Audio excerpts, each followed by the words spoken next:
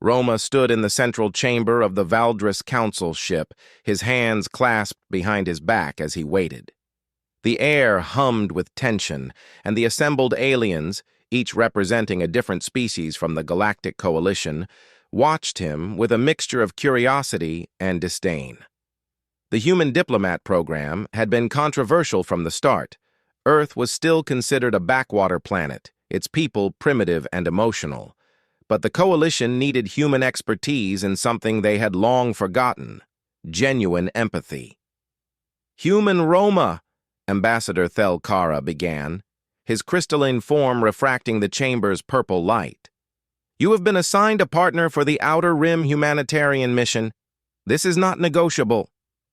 Roma nodded. "I understand. Who will I be working with?" A ripple of discomfort passed through the assembled delegates.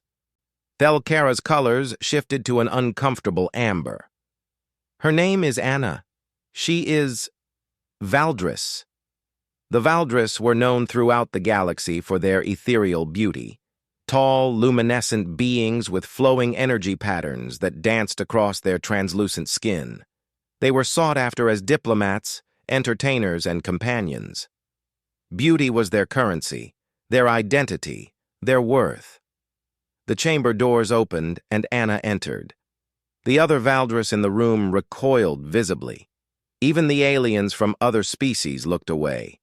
Anna's form was opaque where it should have been translucent, mottled gray instead of radiant with color. Her energy patterns were dim and irregular, stuttering across her skin like a broken screen. By Valdris standards, she was hideous. By galactic standards, she was an embarrassment. But Roma's face broke into a genuine smile. "Anna," he said, his voice carrying across the silent chamber. "Anna from Research Station Kepler 442?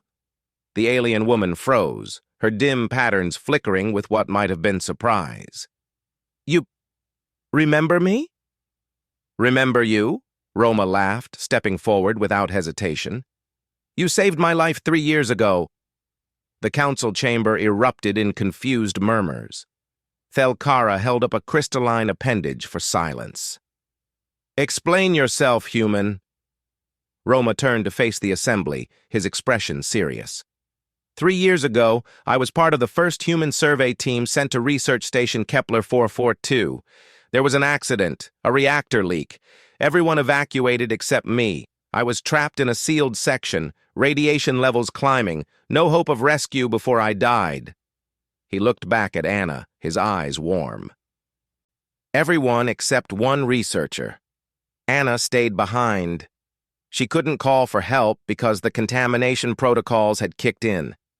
So she worked for 18 hours straight, using equipment that wasn't designed for her species, teaching herself human engineering on the fly just to cut through 6 inches of reinforced hull and pull me out. Anna's patterns flickered more strongly now, a faint glow of something that might have been pride or embarrassment. Anyone would have done the same. "But they didn't," Roma said quietly. "Everyone else left. You stayed. You told me later that your energy patterns had always been wrong, that you'd never been good at the things other Valdris valued. So you became an engineer instead. You said you liked solving problems that actually mattered." He turned back to the council. "You thought you were giving me your ugliest citizen as some kind of test or punishment. But you've given me the privilege of working with one of the bravest, most brilliant individuals I've ever met." The silence in the chamber was deafening. "The radiation damaged her patterns further," one of the Valdris delegates finally said, their voice dripping with disdain. "She became even more unsightly. We cannot have her representing our people."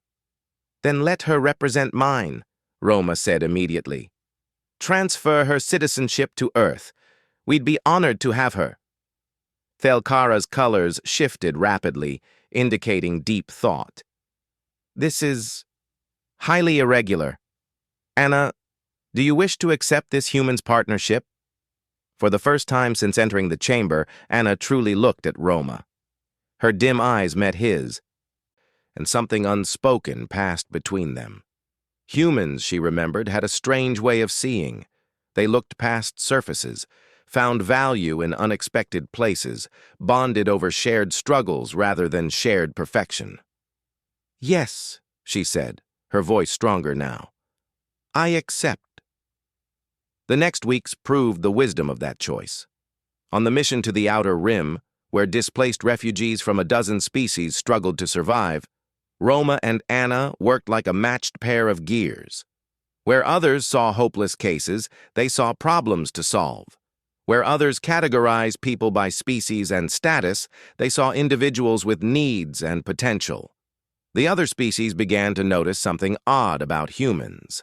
They didn't seem to have a standard template for beauty or worth. A scarred soldier was treated with the same respect as a pristine diplomat.